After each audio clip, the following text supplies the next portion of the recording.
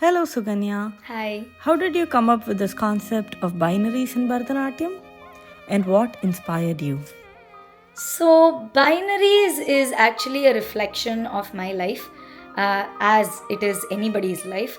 Because when I decided to turn professional in dance, we all know the side of the field which is riddled with politics and power struggle and nepotism. The Me Too movement happened, and all of these instances just made me realize that despite all this, I still want to be in the field. I still love the art form. I still love dancing. I still love sharing and teaching. And this sort of binary, I'm sure, is there in everybody's life.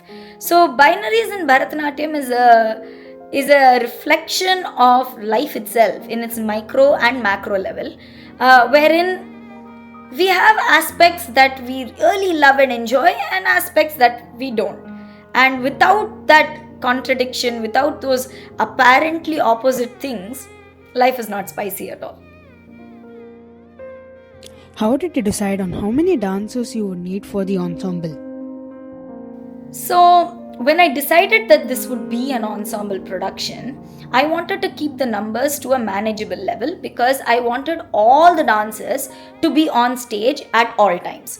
I didn't want an ensemble for the namesake where we have multiple solos and people exit and enter. So, for very logical purposes, I said let's do 10 dancers. And it was very hard because I should be very thankful for the overwhelming response that we received for the application call. And I had to unfortunately say no to a lot of brilliant dancers.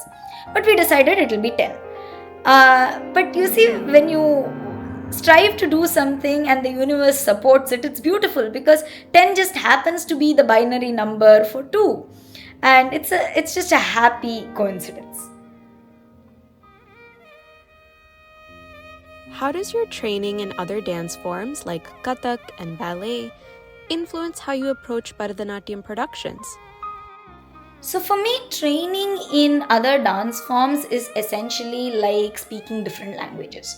So, we all have a mother tongue that we are most fluent in. Mine is Bharatanatyam.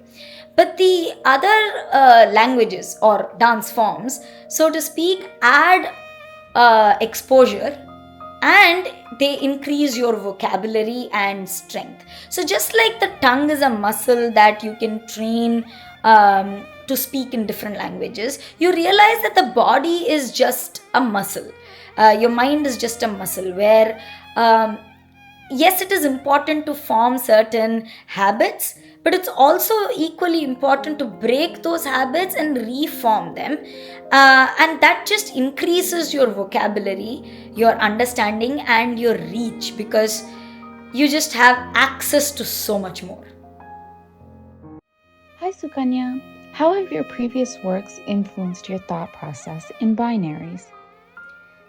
So, my previous work, or I should say my life, has influenced the thought process of binaries in so many different ways. And just for the sake of brevity, I would like to share with you how it has influenced the choices of Angika, Vachika, Aharya, and Satvika, the four approaches to presenting drama and dance on stage.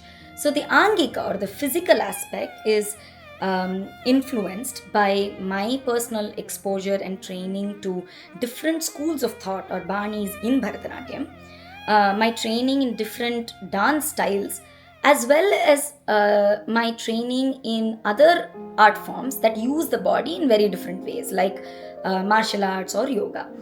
The Vachika or the musical and the literary element comes from my exposure to um, varied types of music from across the world from a very young age, as well as my unrestricted approach to learning, thanks to my parents and my teachers who've always been very encouraging of that. I've read, consumed, and traveled um such that I'm able to bring experiences that I don't know how they intermingle, but they beautifully do. And that's the vachika, or the literary element of binaries in Bharatanatyam. The aharya, or the attire and the stage, comes from my experience in the film industry. I am trained in costume design. I'm exposed to lighting design and set design. So that experience really puts this thought of there are a lot of subliminal messages that go through in things that nobody needs to learn the apparent meaning of, but every choice has to be so consciously made, because it's telling a lot of non-verbal, non-physical things to the audience. And finally, the satvika bhava. I don't think that can be choreographed at all, and for this production, I'm so touched, so happy that the satvika bhava is not just mine. It's 10 dancers, the technicians, the supporting people that we have. Their bhava, their emotion, their experience has really colored and shaped this work, and I hope it touches you the way it has touched us in the process of creating it. I'm curious to know about the Vedic texts that inspired you to make the different connections in the work that you create. It's a very complex answer that might lean philosophical, but I will try. So the minute you say Vedic texts, I am able to think of the 4 Vedas, the Rig Veda, Samaveda, Atharva Veda, and Yajurveda. But I don't want to restrict to just that. Obviously, they are influential, because I would like to use the term here, Veda, as the seed of truth, the Vitt, or the truth that is universal. And although the word Veda comes from Sanskrit, the Indian tradition, truth is universal. There are multiple shastras or scientific studies, itihasas or historical events, or Puranas that are based on empirical studies that are written, but they're all sort of ways of approaching this universal truth, because experience of that universal truth can be unique. Let me share a metaphor. Let's say there is gravity. Whether you want to scientifically study it as a law, that's your choice. If you do, great. But if not, even a so-called illiterate, uneducated bird knows that if something is not stuck, it will fall down. That awareness is knowledge. That is pure truth. You don't need a law to understand truth, but a law makes you understand that truth. Yes. So it's a very beautiful binary where we have to expose ourselves to a lot of literature, lot of empirical studies, both from the epistemology as well as the ontological approach. But at the same time, we have to also follow the neti, or the neti theory of negation. Neti. It's neither this, it's not that. And as you keep negating, you realize what that soul truth is, that goes beyond culture, beyond religion, beyond language, like human emotion or experiences that are so pure and raw in nature. You cannot categorize them in any book. Yes, there are multiple books that share that truth in different ways, but you can seek it from anywhere. So I am not able to pinpoint a particular text that influenced my work, whether it is binaries or otherwise, because I have never approached education like that. I never take up a production and say, okay, this talks about this topic, let me pick up all the books about that topic and read. I've just been very fortunate to have teachers and parents who have encouraged me to be a sponge, to gather knowledge left, right, and center. And I never think about where I'm going to apply it. But it just so happens that when I do immerse myself in that process, and you have that meditative state of just being a learner, thoughts come, connections happen, and something like binaries is born. So I like the beauty and the unprepared approach that a lot of my productions have taken.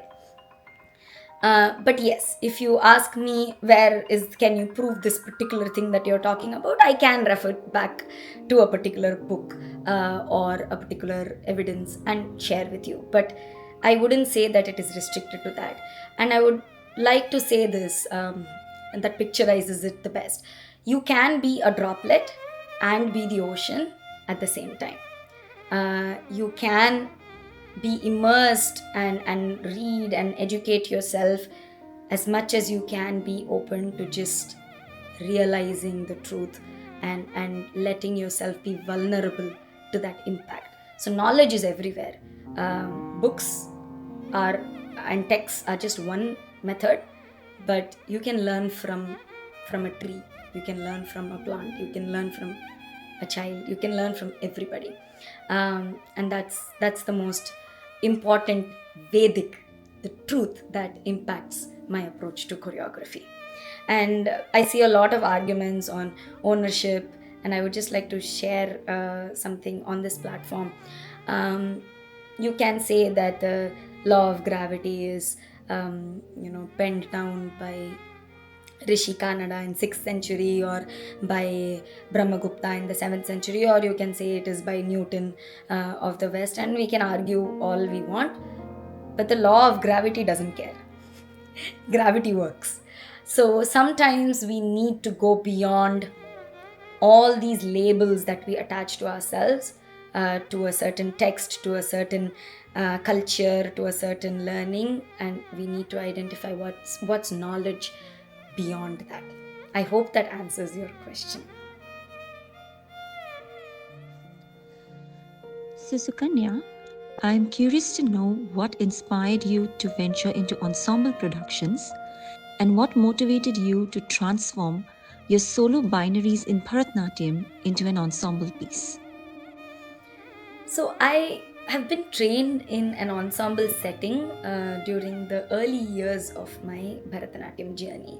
It is later that life took me into the direction of a soloist, and I've been a soloist for a very long time. But making Binaries an ensemble came out of roughly 3 motivations.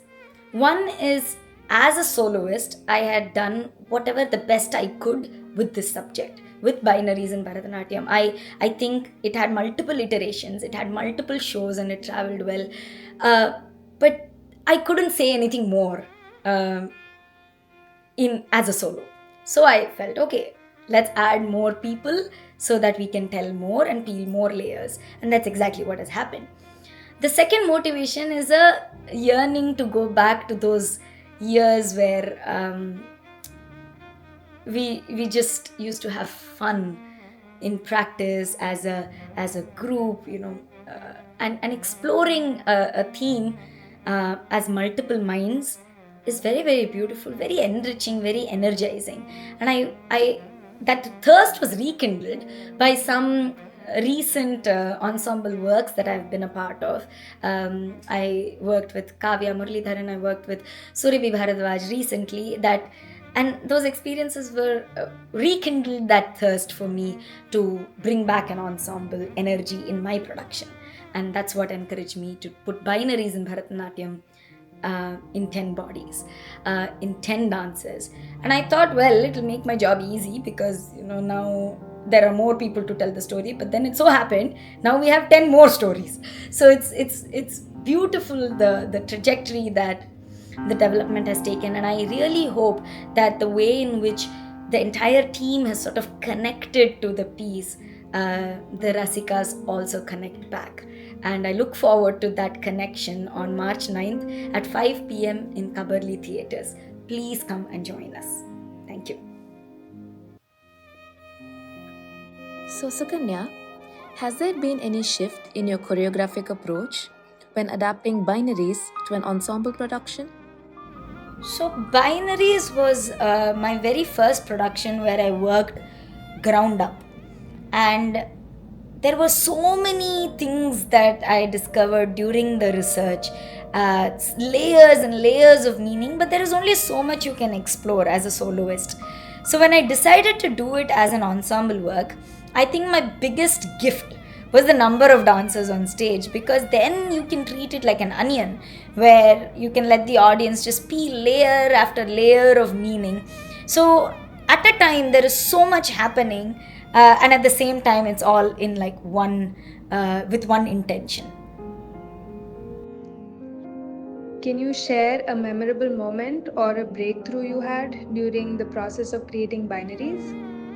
So I want to say that it was not a breakthrough moment, but more like a breakthrough journey.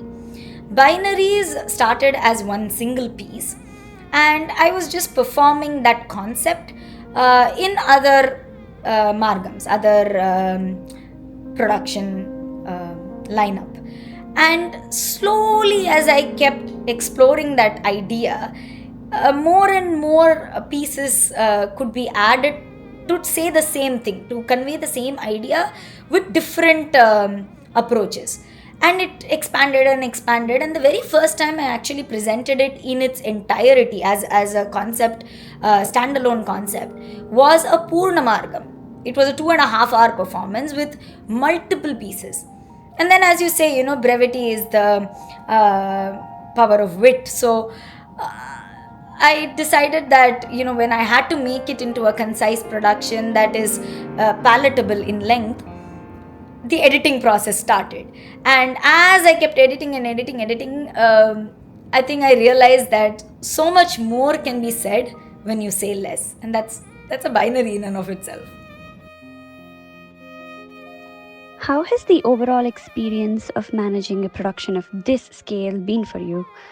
Any unexpected challenges? How do you measure the success of a production beyond ticket sales, reviews, or personal satisfaction? They're very complex questions. So, for me, I think I'll answer your second question first.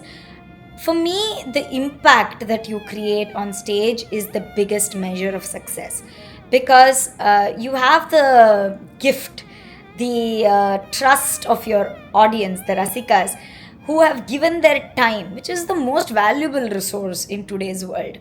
And they've given you the opportunity to impact them, which is a huge responsibility. So for me, I measure success of a production with how much we have touched the audience, how much we have made them think, how much we have made them a part of the family that is performing, the Rasika and the Kalakar, connection. And when it comes to a production of this scale, well, there are a lot of challenges, but they're also very beautiful, because I do realize that while I'm frustrated when the challenges happen, I mean, I'm human, it is those challenging moments, those failures, those spokes that actually create the most beautiful memories. Because what is there to laugh about? You can laugh about that, you reminisce it, and that's what stays with you. And I feel that is what makes you grow as a person, as an artist. So I kind of look forward to them, because they sometimes give you the best stories for yourself. And I'm sure that the day I don't fail, the day I don't face any challenges, I'll probably stop doing what I'm doing.